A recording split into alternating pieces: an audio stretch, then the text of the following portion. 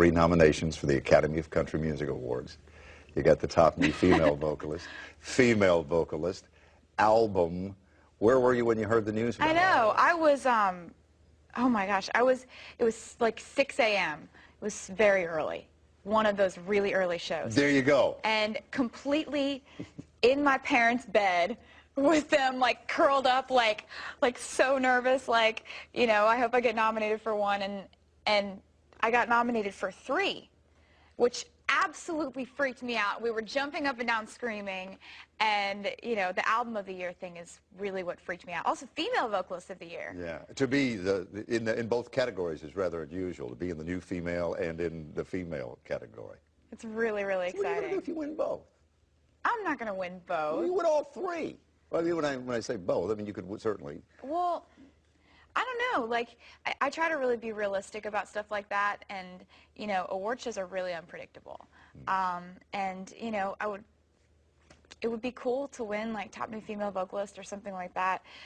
It's like I'm not going to cry if I don't. I would most certainly cry if I did, out of happiness. But, like, album of the year would mean so much to me, just because, you know, I wrote every song on this album, and, you know, my producer was a demo producer before he made my album. It was his first album he ever made.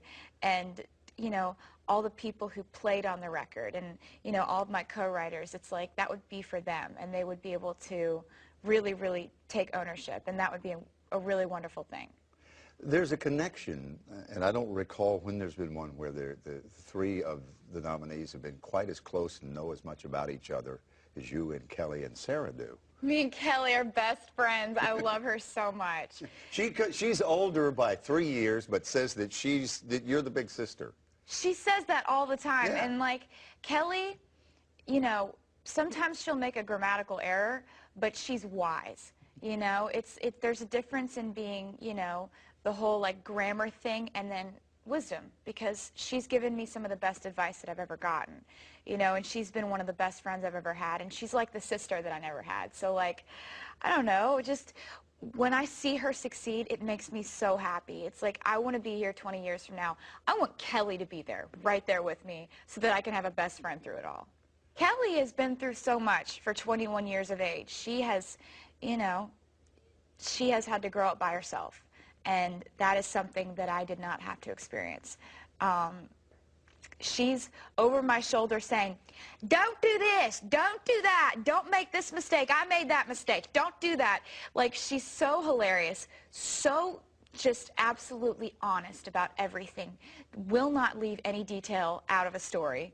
And, you know, she's the one, honestly, like, she's like a sister to me. Like, I've always had really strong morals. I'm not about to drink. I'm not about to go party or whatever. But, like, the fact that I have a really, really strong influence right there over my shoulder going, if you drink, girl, I'll kill you. I'll kill you. That's what Kelly says to me. And it's like, I love her for that. She's amazing. And somehow you know she would. Yeah. No, she wouldn't kill me. She'd get on the phone, Tater, what are you doing? I heard you were at a club last night. What are you doing? That's what she would do. Sarah Buxton, you guys toured in the early days of your career together. Yeah, Sarah and I literally, our singles came out like a week apart, our first singles. Tim McGraw came out and she had a song called Innocence that was her first single. And so we were like, there are always a few artists that you're in that group of people that came out exactly at the same time, and you see them at every radio concert, you see them at every single stop, and every single time you're talking on the radio, they're like, oh, so-and-so was just here. And Sarah was in that group with me. So it was really cool to get to know her through that, and just, you know, we had written way back when I was like 15, so we already knew each other, and just seeing her success as a songwriter is just really cool.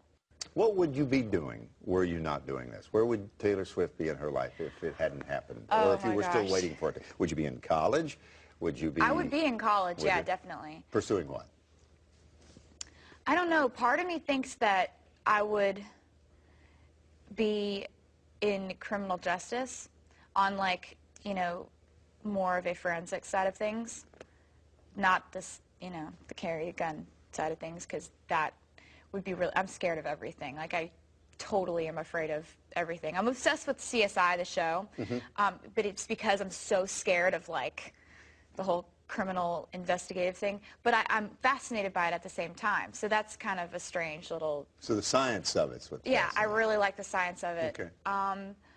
Interior design, I really love. Anything that has to do with art, I would totally be into. CSI, Martha Stewart. Yeah, definitely. It's weird. Where do these thoughts, these random thoughts that become songs, where do you put them? Where do you keep a notepad? Do you, I know you're quite the technology chick as it relates to texting, and is that the way you do it? It depends on when a song hits me. You know, the idea for my song Tim McGraw hit me in math class. Teardrops on my guitar, on my way home from school, I was just like, oh my God, you know, I got this idea in my head. And, you know, sometimes if I'm around my guitar, I'll write it really fast. Like my song, our song, I wrote in 20 minutes. Literally just got this idea of a song that was sort of like a story but was more conversational in the verse, and I just started like ad-libbing it.